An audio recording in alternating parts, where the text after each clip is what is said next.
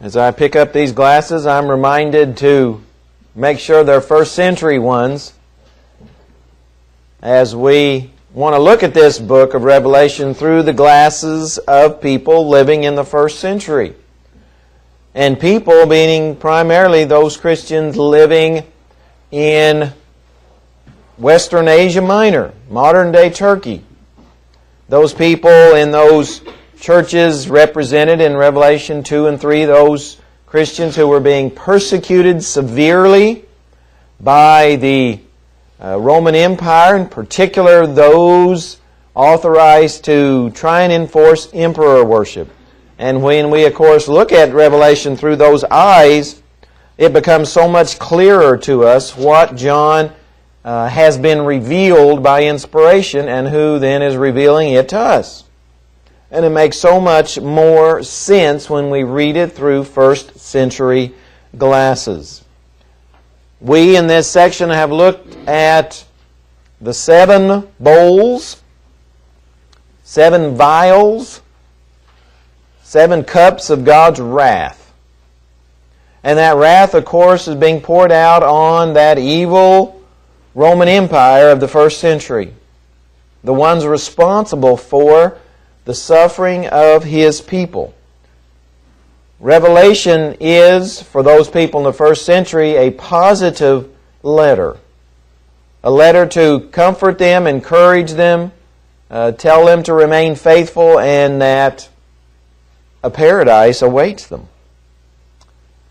We've seen many sevens in this book, 7 angels and 7 trumpets and 7 vials or 7 bowls, and many of them representing the completeness,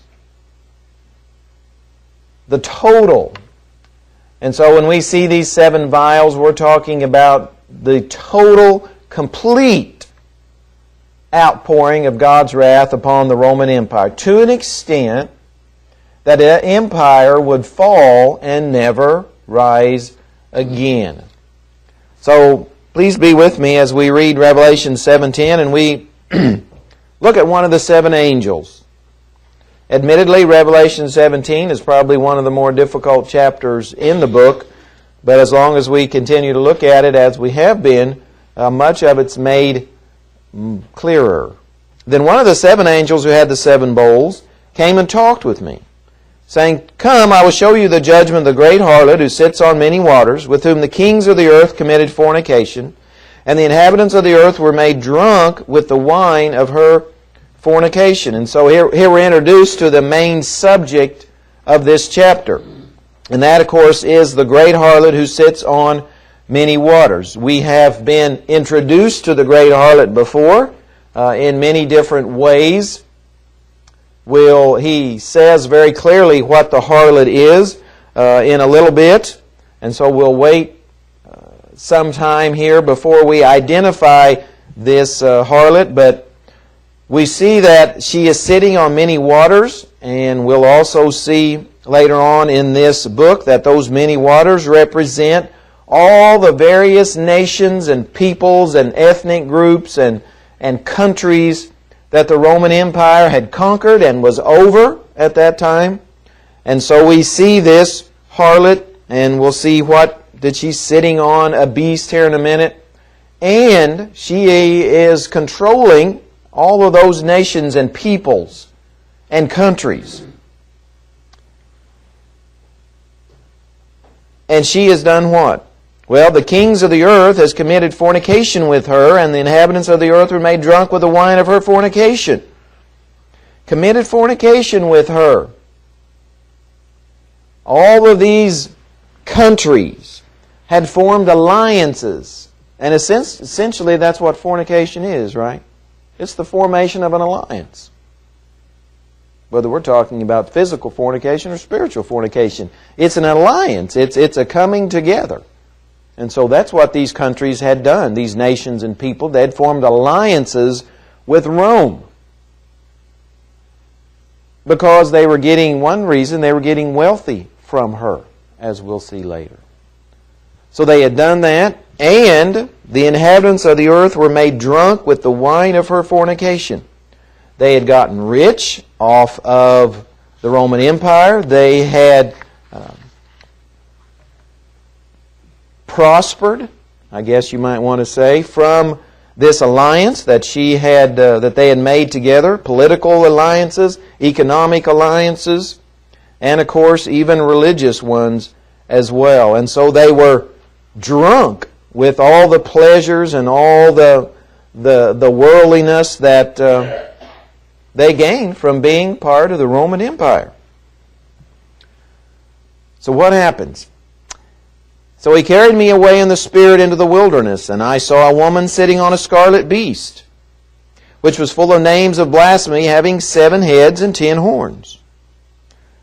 The woman was arrayed in purple and scarlet, and adorned with gold and precious stones and pearls, having in her hand a golden cup full of abominations and the filthiness of her fornication. And let's just stop there before we go any further. Here the woman that was called a harlot is now just called a woman, but we see something else now in this picture John sees, and this harlot, this woman, is sitting on a scarlet beast, a red beast, very much like the dragon we have talked about before, but here he's just the term is just called a scarlet beast, and she is filled with names of blasphemy, having 7 heads and 10 horns, which we'll talk about in a moment. You know, in the Bible, the word wilderness can be used in both a good way and a bad way.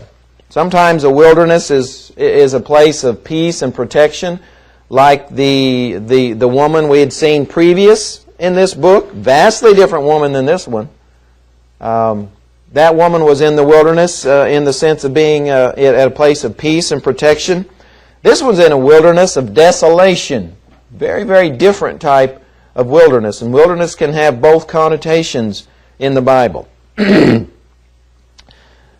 This one is adorned with gold and precious stones and pearls, and we see the worldliness again, this outward adorning of her.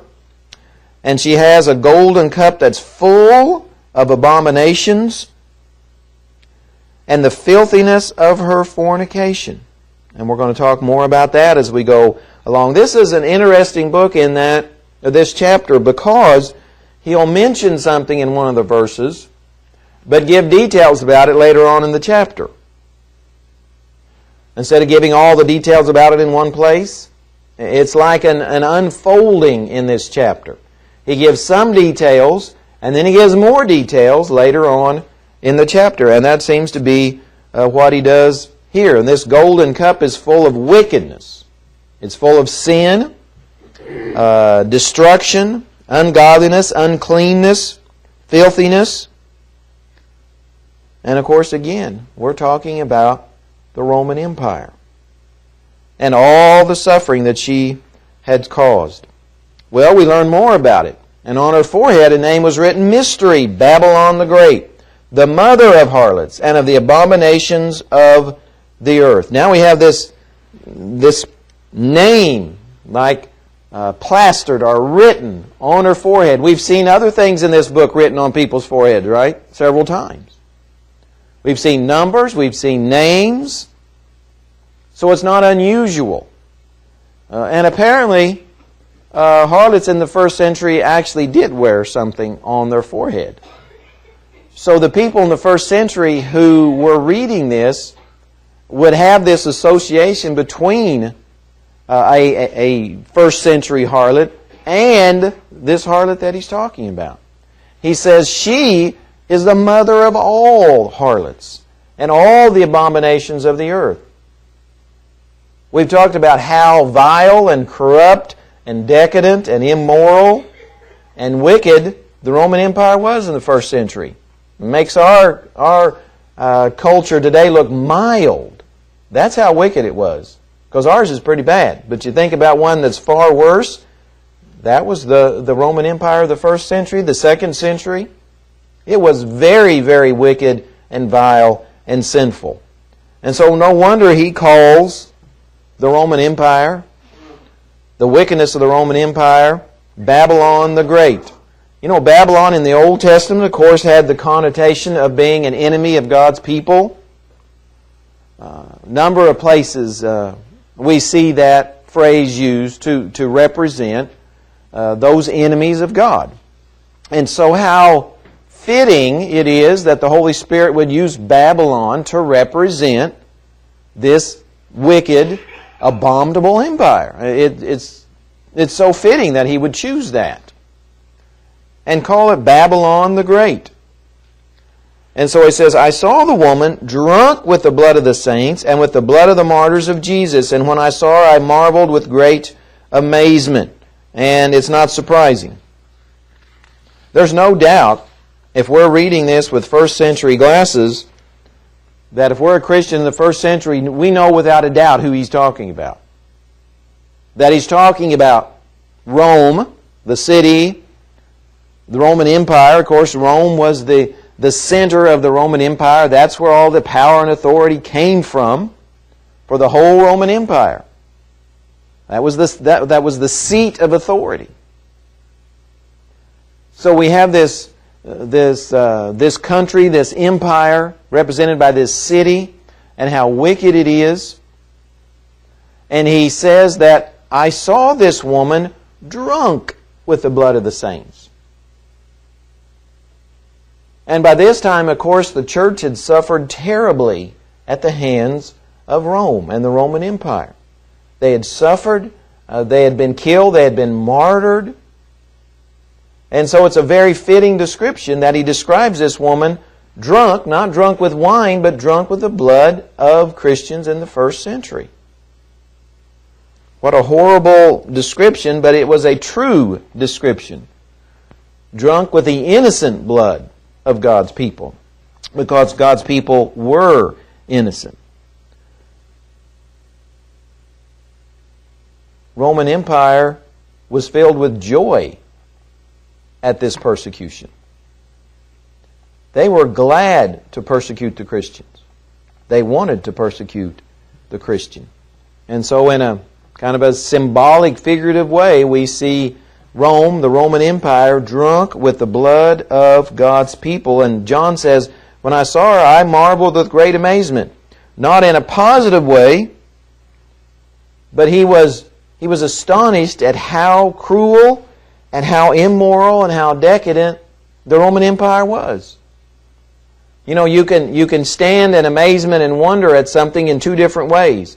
At how wonderful it is and how great it is, or how horrible and how disgusting it is. You know, you can stand in awe and wonder two different ways. Well, it was the latter way that John was viewing Rome and the Roman Empire. At how cruel they were, and how immoral and how wicked and sinful they were. That's why he says, I'm standing in wonder and amazement looking at her. But the angel says, why did you marvel? I will tell you the mystery of the woman, of the beast that carries her, which has the 7 heads and the 10 horns. These next 3 or 4 verses are probably some of the most difficult in the whole book. But if we keep first century Christians in mind, I think we can come to a conclusion about what he's talking about. So the angel is going to reveal to John about this woman and who she is, and the beast and the 7 heads and the 10 horns that's on the beast. So he begins in verse 8 by saying, the beast that you saw was and is not, and will ascend out of the bottomless pit and go to perdition. And those who dwell on the earth will marvel, whose names are not written in the book of life from the foundation of the world, when they see the beast that was and is not and yet is.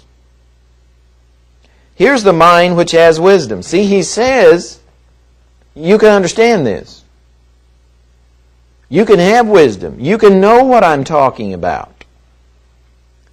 Well, he says the 7 heads are what? 7 mountains on which the woman sits. Well, if the people hadn't figured out who or what he was talking about, they would have known from this, because there was only one great city that sat on 7 mountains in the first century, and that was Rome. It sits on 7 mountains. It literally sits on 7 mountains. And so they would have identified who he was talking about quite easily. So he says the 7 heads are 7 mountains on which the woman sits. There are also 7 kings. Here's where it gets a little more difficult. Now, out of those 7, 5 have fallen. 5's in the past. 5 has came and went. 1 is, and the other has not yet come. And when he comes, he must continue a short time. The beast that was and is not is himself also the 8th. So now we've gone from 7 to 8, and that's critical, I think. And is of the 7, the 8th one is of the 7, he's like the 7, and he's going to perdition just like the 7 are. Let's stop there and identify these 7 heads, these 7 kings that he talks about. And these 7 heads are identified with this beast that is carrying the woman. Well, we've talked about the woman being Rome, the beast that's sitting on, that is holding her up is the whole Roman Empire. And of course the whole Roman Empire was upholding, supporting Rome. So really those two things are in some ways synonymous. They're completely tied together. To the Christians, it represents all the evil and wickedness and cruelty of the Roman Empire and the ones enforcing emperor worship and that whole imperial Roman government and how sinful and wicked they were. And so he says there are 7 heads, which are 7 kings. 5 have fallen. 5 of them have, we might say, came and went. It's interesting that of these, when we include the 8th, of these 8, there were 2 that really stood out as being the worst, the most cruel, the ones that had more persecution of Christians than any others. Ones that we've talked about more than any others. Nero and Domitian. Those were the 2 that were the most wicked and most cruel of all those Roman kings, those Roman emperors. And so Domitian would definitely be the last one. This one that he calls is of the 8th. But they were very wicked people, evil. And he says, those who dwell on the earth will marvel. Who? Those whose names are not written in the book of life from the foundation of the world. And who are those? Well, they're the people who follow the beast. Follow the harlot. So those that he's talking about, Roman emperors, the 5 that had fallen, Augustus, Tiberius, Caligula, Claudius, and Nero. They had fallen. They were in the past. They were no longer a part. They were no longer alive. They were no longer active in any sense in the Roman Empire. And they were 5 main emperors. There were others that only ruled for a very short time that had very little influence on the Roman Empire whatsoever. The one who is would be Vespasian, who we've talked about before in the past. The one who is Titus, the one yet to come, and Domitian, the one who is the 8th. And he is of the 7, and he's going to perdition. That's all. All of those are headed to perdition, every one of them. But all of those, or out of all of them, Domitian was the worst by far. Every historian, secular or religious, will say the same thing. Domitian was the absolute worst of all the emperors. He spilled more blood of Christians, persecuted more Christians, caused more Christians to suffer than any of them. There were none that were even close to him. The closest would be Nero, who of course had came and gone by now. But Nero was awful, was terrible. And we talked before how there was an expectation among people that once Nero died, he was going to be resurrected. And people thought he was resurrected in Domitian. Because Domitian was so much like Nero, but then took it even further. Nero was cruel and wicked and sinful and evil, but Domitian was more of that. He was more wicked and more cruel and caused more suffering. So again, I think if you're in the first century, you're going to recognize, the Christian would, that he's talking about Rome, he's talking about the Roman Empire, he's talking about these Roman emperors and how evil they are. And he says, and when he comes, he must continue a short time, and of course he would continue a short time, talking about the seventh one. Why would we take the 7 kings here to be literal? Actually, there's 8. One of the main reasons is 5, the symbol 5, from what I could find out, is never used symbolically or figuratively in literature, especially in the first century. 3 was used quite often, 6 was, 7 was, 10 was, 12 was, 5, never. It was always used literally. Why? I don't know. But if we're going to look at how the numbers were actually used in John's day, 5 would seem to be something you need to take literally. So when we look at those 5 kings, the ones that we mentioned, it seems like we should consider them to be literal kings. Those ones that we mentioned. And so we have Rome, the great harlot, sitting on the beast with the 10 heads, or the 7 heads and 10 horns, being the entire Roman Empire, and we'll talk again more about that in a little bit. And those were the ones who did the most damage to God's people. Mainly Nero and Domitian, but Domitian more than any of the others. There was a short period of time, especially during Titus's time, the one who is, when there was very little persecution of Christians. So there was a short time period of a few years there in between Nero and Domitian where Christians didn't have much persecution. It was mild. It was very severe under Nero, very severe under Domitian. But especially during Titus's time and maybe Vespasian's, because those two were very, very close together, that there was not very much persecution. But when Domitian comes along, the persecution was just unreal. So this 8th beast, this 8th king, this 8th emperor, then the last one he calls a beast. He calls the 7 kings, but then he calls the 8th one a beast. I think the reason for that is because he was the worst. He was definitely the worst.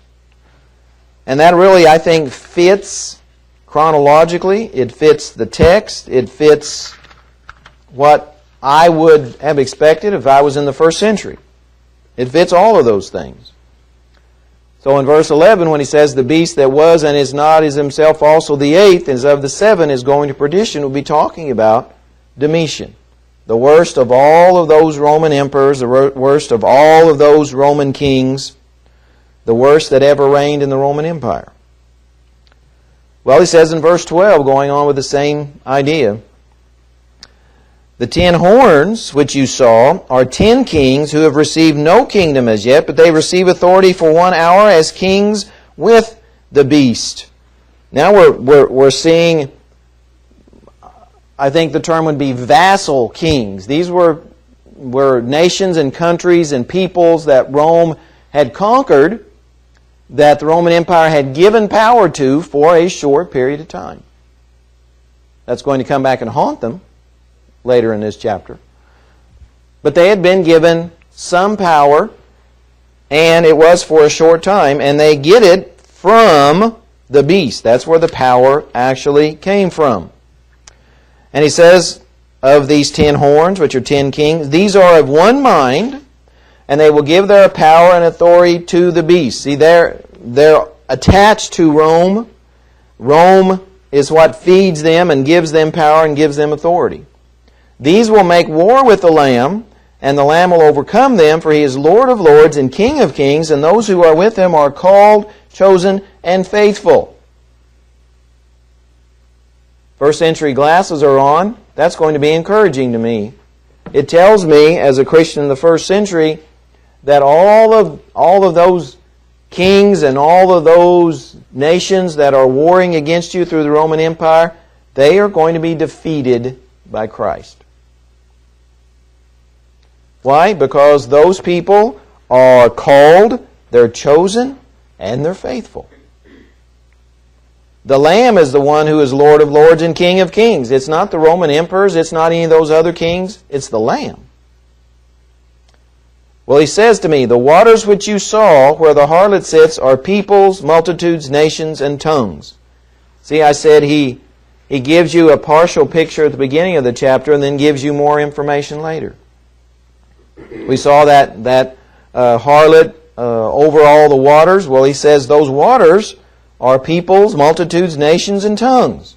And of course, the Roman Empire included so many different types of people and nations and tribes and so forth, all kinds.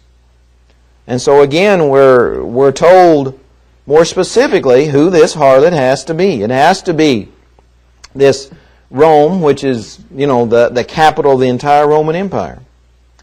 And the 10 horns which you saw on the beast, these will hate the harlot. Now they were working for the harlot. They were with the harlot. They were getting power and authority from the harlot. Now it says they're going to turn on the harlot. They're going to hate the harlot. They're going to hate the Roman Empire. They're going to make her desolate and naked, eat her flesh and burn her with fire. Why? For God has put it into their hearts to fulfill His purpose, to be of one mind, and to give their kingdom to the beast, until the words of God are fulfilled. These nations, these vassal nations that Rome had conquered and were part of the Roman Empire, they were all one day going to turn on the Roman Empire. And of course they did historically. Again, you go back and read Gibbon's rise and decline of the Roman Empire, and that's one of the things that actually happened to the Roman Empire. But that happens a lot when a nation will go in and conquer other peoples. Those nations will become a thorn in the flesh to that conquering nation and will turn on them. Well, that's what it says is going to happen to the Roman Empire. They were going to turn on Rome, and they did. That was one of the reasons for the fall of the Roman Empire. There were a number of reasons why it fell that we've talked about in the past. Enemies from without, natural disasters, and then that moral decadence, that corruption from within. All of those things brought down the Roman Empire. But it says the reason that happened is God has put it into their hearts to fulfill His purpose. I'm sure none of those nations thought they were doing God's will when they turned on Rome. But the Bible says it was God's will. God was behind it. It doesn't say how He accomplished that, and it's not for us to know, but we do know that they were fulfilling God's purpose. That's what it says specifically. They were fulfilling God's purpose, so He was behind it. He was behind the fall of the Roman Empire. There are all these reasons, but it is ultimately God that brought down the Roman Empire. Why is He telling it to these Christians? To comfort them. Because they were the ones that were being persecuted and would be for several years severely persecuted. So He's telling them this Roman Empire is not going to be around very long. He says, I'm going to bring it down one way or another. From without, from within, it's going to come down. It's going to be destroyed, and it's never, ever going to exist again. And that would be very comforting. So when I put on these first century glasses, it makes sense what he's talking about. That Rome, the great harlot, is on the beast, the Roman Empire, and God's going to bring it down. He's going to destroy that harlot, that beast, in a number of ways. While the two worst were Nero and Domitian, they were all going into perdition because of all they had done to God's people. And he ends by saying, and the woman whom you saw is that great city, which reigns over the kings of the earth. Well, how many great cities in the first century were reigning over the kings of the earth? One. There's no way to mistake what he's talking about. There was only one city reigning over the kings of the earth, the nations of the world, and it was Rome. It's not some nation in the future. It was Rome of the first century. That's who was reigning over the kings of the earth. There's no way to mistake that. No way to make that something else, if we're reading it like we should. Does this have anything to do with us today? Not near as much as it had to do with the people in the first century. You know, this is what you hear. Well, if this is mainly to comfort people in the first century, what does it have to do with us? Well, not near as much as it did them. You know, people today want to have revelation all about them. All about what's going to happen to them and do for them. That's not why Revelation was written. It offers us a lot of comfort. Number one, it tells us God is in absolute control. And that He's going to bring down all the evil nations and people that are persecuting His people. He'll bring them down in one way or another. He's going to do that. But it was written for those people in the first century who were undergoing the worst persecution in history. It was for them. We learn a lot of principles from it. One is, we need to be part of the called, the chosen, and the faithful. Yes, we're called, as we mentioned this morning, by the gospel. The gospel calls us to be converted, calls us to be born again. The Bible tells us that there are chosen ones, not chosen randomly. God, before the foundation of the world, chose how He was going to save people, which we also talked about this morning. And only those people who are called, chosen, and faithful, remain faithful, will get to be with the Lamb forever. Those who are converted, those who are born again, those who are immersed, and those who remain faithful. So tonight, as we sing this song, we need to think about, are we part of the called and chosen and faithful? God is calling, and He's calling you now. And if you want to respond, I encourage you to do that as we stand and sing.